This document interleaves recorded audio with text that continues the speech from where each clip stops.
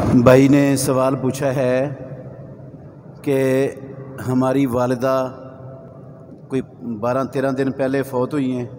अभी जो ज़्यादा बारिश हुई है उसकी वजह से स्लेटें टूटकर कब्र बैठ गई है। क्या हम उस कब्र को मुरम्मत कर सकते हैं? स्लेटें निकाल कर, मिट्टी निकाल कर दोबारा कर सकते हैं उसको? जी, शरई तौर पर इसमें कोई माने नहीं है। अगर स्लेट टूट गई है तो आप मैयत के जिस्म को हाथ ना लगाएं। इर्द गिर्द से स्लेटें उठाकर टूटी हुई जितनी मिट्टी निकाल सकते हैं उसको हाथ लगाए बगैर, छेड़े बगैर वो मिट्टी निकाल दें और दोबारा स्लेटें डालकर कब्र को दोबारा बना दें। इसमें शरई तौर पर कोई कबाहत नहीं है, आप ऐसा कर सकते हैं, जायज़ है ऐसा करना। क्या औरतें कब्रस्तान जा सकती हैं? वजाहत फरमा दें। जी हाँ, औरतें, उनके लिए कब्रस्तान जाना जायज़ है। सही मुस्लिम शरीफ के अंदर हदीस है, हमारी माँ आयशा उम्मुल मोमिनीन रज़ी अल्लाह अन्हा ने पूछा रसूल मुकर्रम सल्लल्लाहु अलैहि वसल्लम से, मैं कब्रस्तान जाऊँ तो क्या दुआ पढ़ूँ? किसने पूछा?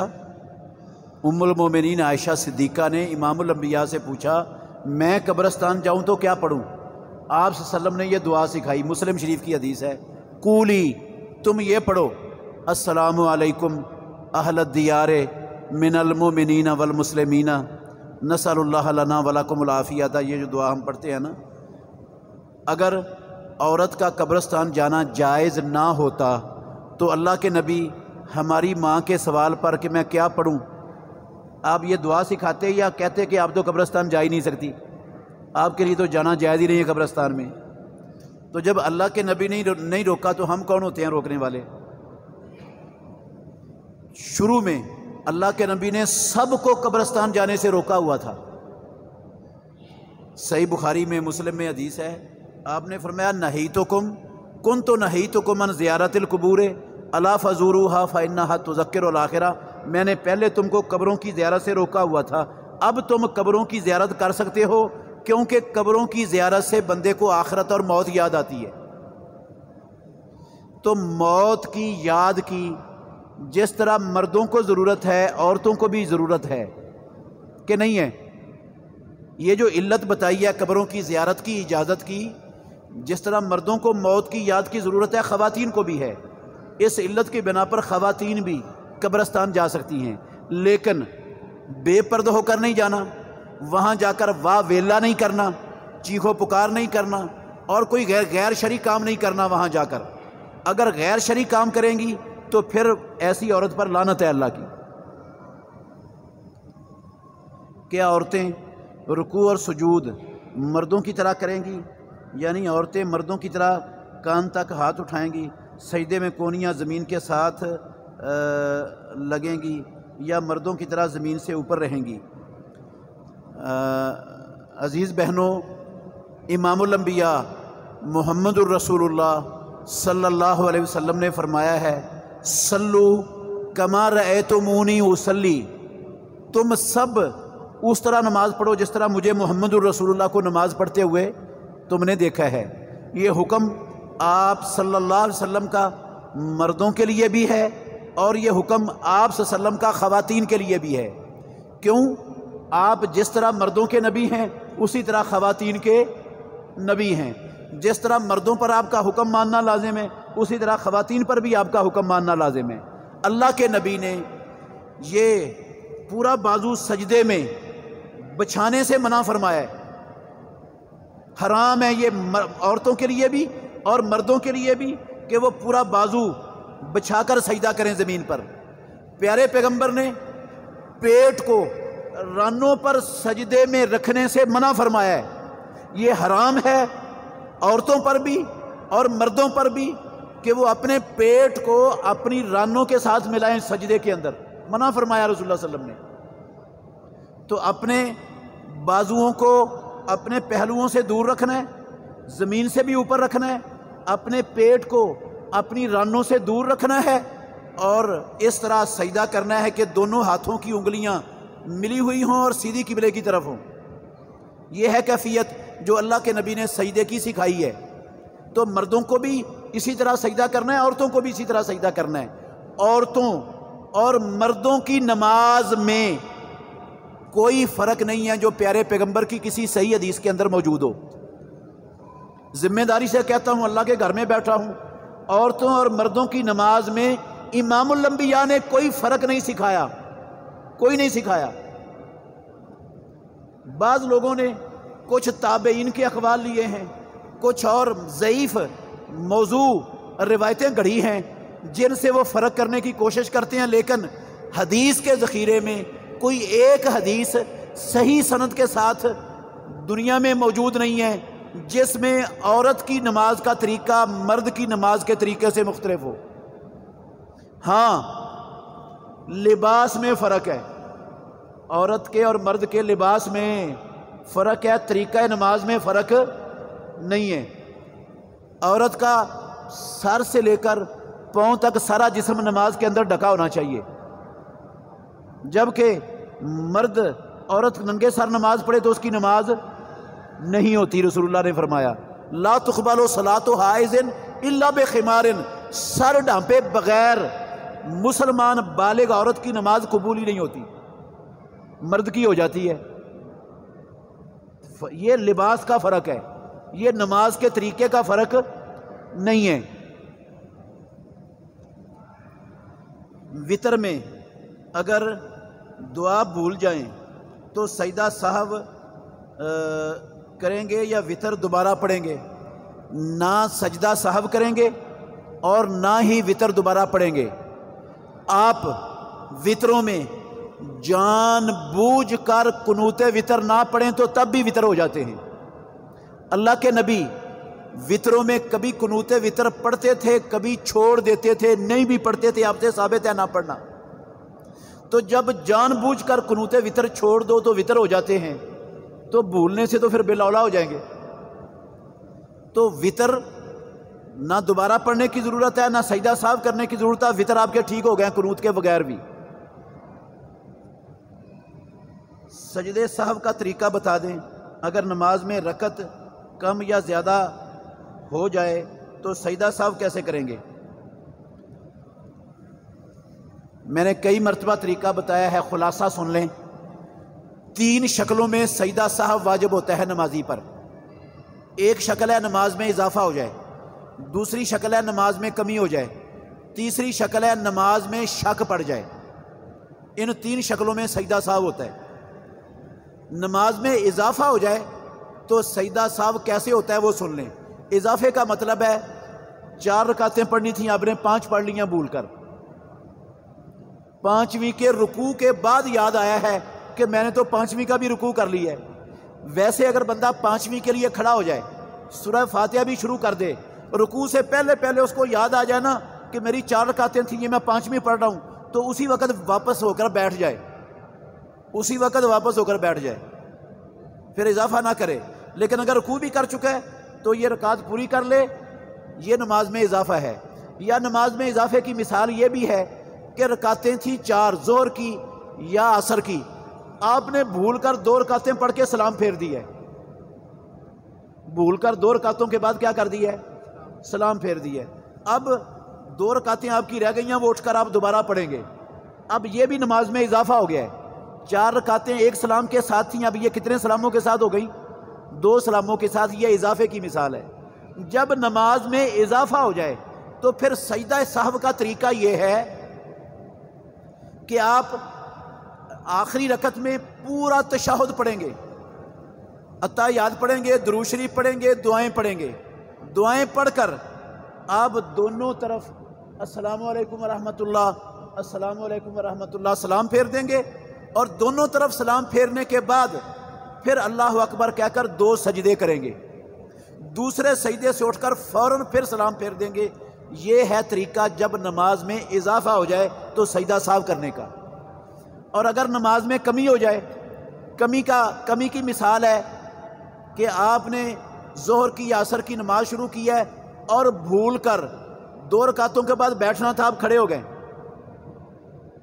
درمیانہ تشہد آپ کو بھول گیا ہے، یہ کمی ہو گئی ہے نماز میں۔ 2 تشہد تھے، ایک تشہد آپ نے پڑھا ہے آخری، تو ایسی صورت میں سجدہ سہو کا طریقہ یہ ہے کہ آپ پورا تشہد پڑھیں گے دعا تک، اور دعا تک پڑھنے کے بعد سلام پھیرنے سے پہلے اللہ اکبر کہہ کر 2 سجدے کریں گے، دوسرے سجدے سے اٹھ کر دونوں طرف سلام پھیر دیں گے فوراً بعد۔ یہ ہے نماز میں کمی کی شکل میں سجدہ سہو کا طریقہ۔ اور جب نماز میں شک پڑا ہوا ہو کہ پتہ نہیں میں نے 2 رکعتیں پڑھی ہیں یا 3 ہیں، 2 ہوئی ہیں یا 3 ہوئی ہیں، پتہ نہیں کتنی ہوئی ہیں، ایک سجدہ کیا یا 2 کیے ہیں، اب یاد نہیں پڑ رہا کہ ایک سجدہ ہوا ہے یا 2 ہوئے ہیں، تو ایسی صورت میں اس کی 2 شکلیں ہیں، شک کی 2 شکلیں ہیں۔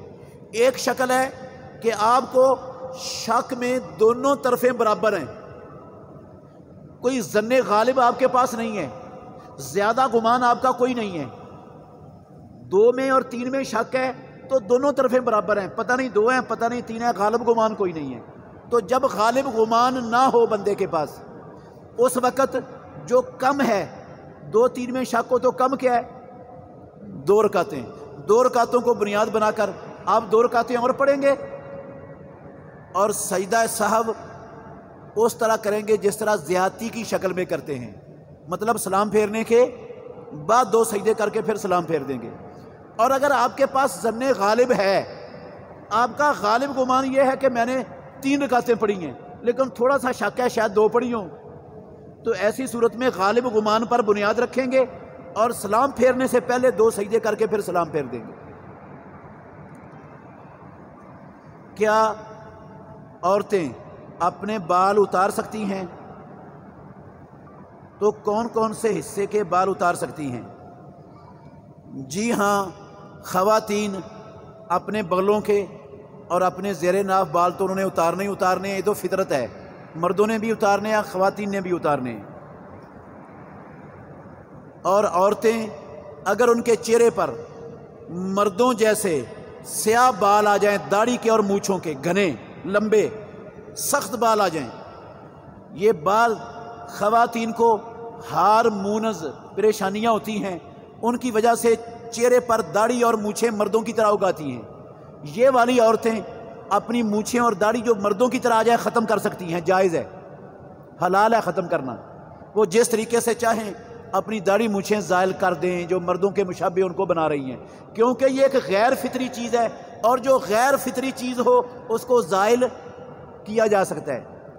اس کی مثال آپ ایسے سمجھ لیں، بعض لوگوں کے ہاتھ پر قدرتی طور پر زیادہ 5 انگلیوں سے زیادہ انگلیاں بن جاتی ہیں، پیدا ہی زیادہ انگلیاں ہوتی ہیں، کئیوں کی 6 ہوتی ہیں، کئیوں کی 7-8 انگلیاں ہو جاتی ہیں، تو وہ کام کاج میں رکاوٹ بنتی ہیں۔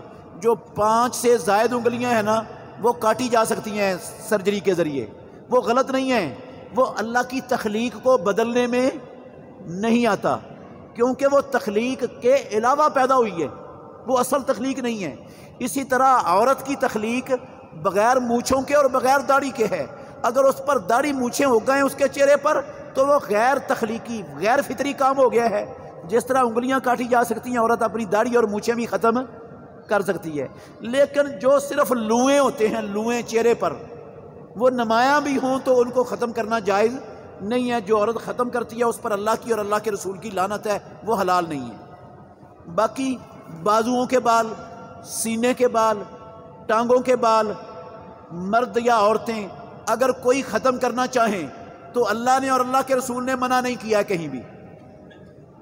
کوئی سینے کے بال اتارنا چاہے، کوئی کمر کے بال اتارنا چاہے، کوئی ٹانگوں کے بال اتارنا چاہے، کوئی بازوؤں کے بال اتارنا چاہے تو اللہ اور اللہ کے رسول نے منع نہیں کیا کہیں بھی، حرمت کی کوئی دلیل نہیں ہے۔ یہ مشقت ہے جو بندے نے اپنے اوپر ڈالنی ہے، ڈالنا چاہے تو ڈال لے، شرعی طور پر کوئی پابندی اور رکاوٹ نہیں ہے۔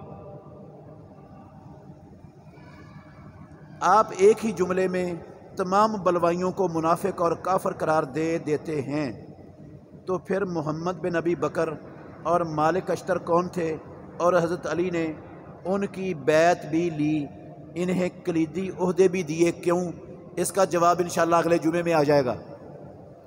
اس سوال کا جواب ایٹومیٹک اگلے جمعے میں انشاءاللہ آ جائے گا، وضاحت ہو جائے گی۔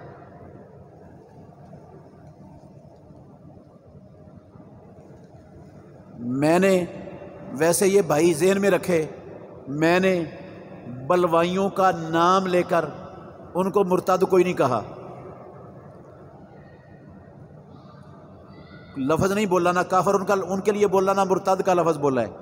मैंने कहा है कि जो लोग हज़रत अबू बकर व उमर रज़ी अल्लाह अन्हुमा को, उस्मान को मुनाफिक समझते हैं या काफर समझते हैं, वो काफर हैं, मुर्तद हैं, वो काफर हैं, वो मुर्तद हैं।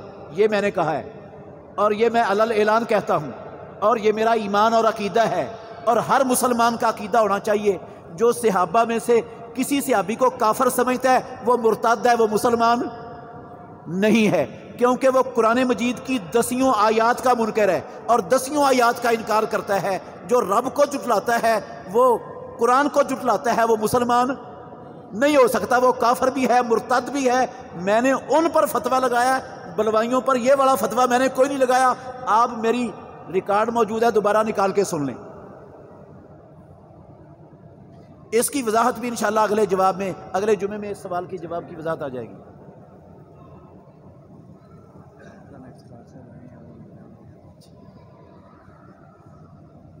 आले इमरान की आयत नंबर 11 ta 12 का तर्जुमा तशरीफ़ फरमा दें। इस आयत के मुताबिक कुफ़ार यहूद पर ज़िल्लत और ग़ज़ब इलाही नज़र नहीं आ रहा आज के दौर में। भाई कुरान में अल्लाह ने कहा, ये कई आयतों में है, सिर्फ ये वाली आयतें नहीं हैं जिसमें ये है, पहले पारे में भी है। अल्लाह कहते हैं ज़ुरिबत अलैहिमुद्दिल्लतु वल मस्कना, ये यहूदियों पर क़यामत तक के लिए ज़िल्लत और रुसवाई क्या कर दी गई, मुकद्दर बना दी गई। ये हमेशा जलील और रुसवा होकर रहेंगे दुनिया में। इनके पास जो इज़्ज़त है वो लोगों के रहमो करम पर है, अमेरिका के रहमो करम पर है यहूदियों की इज़्ज़त। वो इनकी अपनी कोई इज़्ज़त नहीं है, ना अपना एहतराम है। वो अमेरिका इनकी पुष्टपनाही करता है, अमेरिका के ज़रिए ये जुल्म सितम ढाते हैं मुसलमानों पर, उनको उनके सहारे पर, उनकी बुनियाद पर करते हैं ये सारा कुछ। ये बजाते खुद ऐसे नहीं है यहूदी, ये जलील हैं और इंशाअल्लाह एक वक़्त आएगा एक एक चीज़ दुनिया की बोलेगी, पत्थर और दरख्त भी बोलेगा मुसलमान मेरे पीछे यहूदी है, इसकी खोपड़ी उड़ा आकर, और मुसलमान एक एक यहूदी को चुन चुन कर सबका खात्मा कर देंगे अल्लाह की ज़मीन से। इससे बड़ी ज़िल्लत और क्या होगी। ये क़यामत तक के लिए ज़िल्लत अल्लाह ने इनका मुकद्दर बना दी है। सिर्फ एक दरख्त नहीं बोलेगा, रसूलुल्लाह सल्लल्लाहु अलैहि वसल्लम ने फरमाया बरगद का दरख्त, बरगद। आज पूछ लो किसी से, आप नेट उठाकर देख लें, इसराइल में बरगद के दरख्त को गवर्नमेंट का दरख्त करार दे कि उसकी बड़ी काश्त हो रही है। उनको अल्लाह के नबी के फरमान पर बड़ा यकीन है कि सच है। वो इसलिए बरगद का दरख्त काश कर रहे हैं कि ये हमारा दरख्त है, हमें छुपाएगा, हम इसके पीछे छुपकर अपनी जान बचाएंगे, लेकिन इंशाल्लाह बचेगा कोई यहूदी नहीं, फिर भी नहीं बचेगा, फिर भी नहीं बचेगा। सारे मुसलमानों के हाथों गाजर मूली की तरह इंशाल्लाह कट कर रुसवा जहन्नम रसीद होंगे। ये इस्लाम में वक़्त की पाबंदी की क्या अहमियत है। ईद कुर्बान की नमाज मरकज़ खैबर में 5:45 पर थी, जबकि आप 10 मिनट लेट आए और खुतबा दुआ भी काफ़ी लंबे करवाए। अवाम ने कैफियत थी खुतबा की, सिर्फ किसी का ध्यान नहीं था, कसाईयों को वक़्त दिया हुआ था। भाईजान, जिसने ये लिखा है उसको अल्लाह से डरना चाहिए। ये किसी पर बुहतान नहीं बांधना चाहिए, ना झूठ बोलना चाहिए सरेआम। इस तहरीर में झूठ भी है और बुहतान भी है। मैं मस्जिद में 40 मिनट पर आ चुका था, 40 मिनट पर मस्जिद में आ चुका था। चूंकि बारिश का मौसम था, सिर्फ मस्जिद वाली घड़ी के 5 मिनट दिए ताकि लोग जो है ना वो जो रास्ते में हैं वो पहुंच जाएं। 10 मिनट ना मैं लेट आया हूं और ना, ये सारा झूठ है, झूठ है, सफ़ेद चिट्टा सफ़ेद झूठ। अल्लाह से डरना चाहिए ये झूठ बोलते हुए और सरेआम बुहतान बांधते हुए किसी पर। कोई थोड़ा सा तो डर होना चाहिए यार अल्लाह का। इतना बड़ा झूठ मेरी मौजूदगी में, मेरे सामने, मेरे ऊपर।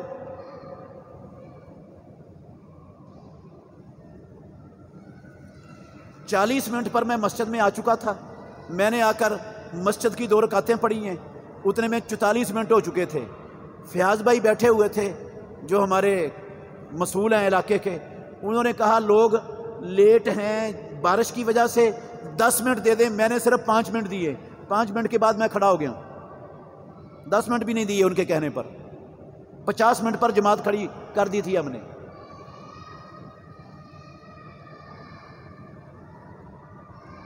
باقی جو خطبہ ہے یہ نبی صلی اللہ علیہ وسلم کی سنت ہے، خطبہ نبی صلی اللہ علیہ وسلم کی سنت ہے، اور خطبہ میرا تھا 17 منٹ کا صرف۔ کتنے منٹ کا خطبہ تھا؟ 17 منٹ کا، بہت لمبا خطبہ ہے یہ۔ عید کا خطبہ صرف 17 منٹ کا تھا، بہت لمبا خطبہ ہے یہ، موجود ہے ابھی بھی، آپ دیکھ سکتے ہیں، نیٹ پر چل رہا ہے۔ 17 منٹ کے خطبے کو لمبا سمجھنے والا اللہ ہی ہدایت دے پھر آپ کو، میں کیا کہہ سکتا ہوں۔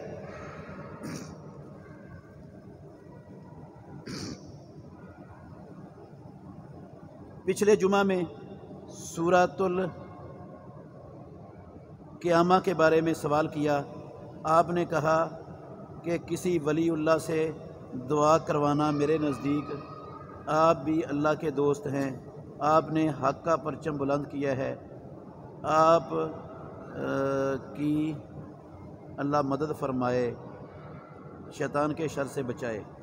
میں آپ سے درخواست کرتی ہوں کہ آپ میرے لیے دعا کریں۔ قرآن حفظ کرتی ہوں، اللہ مجھے کامیاب کرے، صرف اب ہی نہیں بلکہ اپنی دعاؤں میں یاد رکھیں۔ یا اللہ ہماری اس بہن کے لیے آسانی فرما، اس کا حافظہ مضبوط کر دے، اس کے لیے قرآن حفظ کو آسان فرما دے، اس کے سینے میں محفوظ فرما دے، اور ہر بلا سے، ہر شر سے اس کو بھی اور سارے مسلمان مردوں کو، خواتین کو، ہم سب کو یا اللہ تو محفوظ فرما۔ طلاق دینے کے بعد عدت کے دوران خاوند رجوع کرنا چاہتا ہے اور 2 گواہوں کی موجودگی میں رجوع کرتا ہے، کیا عورت یہ حق رکھتی ہے کہ وہ کہے میں اب تیری بیوی نہیں رہی اور تیری بات نہیں مانتی؟ نہیں بھائی، اسلام میں رجوع کا اختیار صرف مرد کے پاس ہے، اسلام میں رجوع کا اختیار صرف مرد کے پاس ہے عدت کے اندر۔ اگر بندے نے اپنی بیوی کو پہلی طلاق دی ہے زندگی میں یا دوسری مرتبہ زندگی میں طلاق دی ہے، تو اللہ نے 3 حیض اس کے لیے عدت مقرر کی ہے، اس کا تیسرا حیض ختم ہونے سے پہلے 100% مکمل اختیار ہے رجوع کا مرد کے پاس۔ عورت نہیں مانتی تو نہ مانے، اس کی رضامندی کا کوئی دخل بیچ میں سرے سے ہے ہی نہیں، نہ اس کے خاندان کی رضامندی کا دخل ہے، نہ باپ کا، نہ بھائی کا، نہ کسی اور کا، نہ عورت کا۔ آپ 2 لوگوں کی موجودگی میں کہہ دیں یہ میری بیوی ہے فلانی، میں نے رجوع کر لیا ہے، بس آپ کا رجوع ہو گیا۔ وہ چیخو پکار کرتی رہے، وہ دہائی دیتی رہے، وہ انکار کرتی رہے، اس کا باپ انکار کرتا رہے، اس کے بھائی خاندان انکار کرتا رہے، وہ آپ کی بیوی بن گئی ہے۔ آپ کو پریشان ہونے کی ضرورت نہیں، دنیا کا کوئی قانون اس کو آپ کی بیوی ہونے سے خارج نہیں کر سکتا، نہ کرتا ہے۔ کخ دخل نہیں ہے رجوع میں عورت کے اختیار اور مرضی کا، کخ دخل نہیں۔ جہالت کی انتہا ہے ہمارے معاشرے میں، عورت نہ مانے، کروڑ مرتبہ انکار کرے میں تیری بیوی نہیں، اس کے بک بک کرنے سے کچھ بھی نہیں ہوتا۔ آپ کہہ دیں 2 لوگوں کی موجودگی میں تو میری بیوی ہے میں نے رجوع کر لی ہے، یا 2 لوگوں کو کہہ دیں میں نے اپنی بیوی سے رجوع کر لیا، تم کو گواہ بناتا ہوں، رجوع ہو گیا۔ رجوع کا اختیار صرف مرد کے پاس ہے، اور یہ مرد کا اختیار ہے، اور یہ عدت کے اندر ہے۔ اگر عدت گزر گئی تو پھر رجوع کا اختیار کیا ہو گیا؟ ختم ہو گیا۔ اب اگر صلح ہوتی ہے تو عورت کی رضامندی کے بغیر صلح ہو سکتی نہیں، عورت کے ولی کی اجازت کے بغیر نکاح بھی دوبارہ نہیں ہو سکتا۔ عدت کے بعد اگر صلح کی نوبت آئی ہے نہ رجوع ہو سکتا ہے۔ آپ 100 لوگوں کے درمیان کہہ دیں میں نے رجوع کر لیا، چھٹی، اب وقت گزر گیا رجوع کا، اب ڈگڈگی اب جا کسی چوک میں بیٹھ کے، ایسے نہیں رجوع ہوتا۔ رجوع ہوتا ہے عدت کے اندر۔ عدت کے بعد 1000 لوگوں کو گواہ بنا کے کہہ دو رجوع ہے تو کوئی رجوع نہیں، پھر نیا نکاح کرنا پڑے گا۔ نیا نکاح کے لیے لڑکی کی رضامندی، اس کے ولی کی اجازت، نیا حق مہر اور سارا کچھ نیا ہوگا۔ البتہ اگر عورت ڈگری جاری کروا لیتی ہے عدالت سے، فیملی کورٹ سے خلا لے لیتی ہے، تو خلے میں ایک عدت ہوتی ہے عورت کی، ایک حیض عدت ہوتی ہے، لیکن مرد کو اس ایک حیض میں بھی رجوع کا حق نہیں ہے، کیونکہ خلع سے نکاح ٹوٹ جاتا ہے۔ خلع سے نکاح جب عدالت ڈگری جاری کر دیتی ہے، جج کے ڈگری جاری کرنے سے نکاح ختم ہو گیا فوری طور پر۔ عدت ہے ایک حیض اس عورت کے لیے اگلی جگہ پر نکاح کرنے کے لیے۔ پہلا خاوند سلو نہیں کر سکتا، رجوع نہیں کر سکتا، اس کے پاس رجوع کا اختیار نہیں ہوتا۔ ہاں یہ صلح کرنا چاہتا ہے تو نیا نکاح کر کے صلح کر سکتا ہے، ورنہ کوئی صورت نہیں ہے۔ یہ ہے رجوع کا حق پہلی طلاق کے بعد 2 مرتبہ زندگی میں بس۔ اگر 2 مرتبہ طلاقیں دے کر زندگی میں رجوع کر چکا ہے، پھر طلاق کہہ دی ہے، بس اب رجوع ختم ہے۔ اب ساری دنیا کو گواہ بنا کے کہے میں نے رجوع کر لیا، کوئی رجوع نہیں ہوتا، اب وہ حرام ہو گئی عورت اس پر۔ یہ صرف 2 مرتبہ حق ہے اسلام میں زندگی میں۔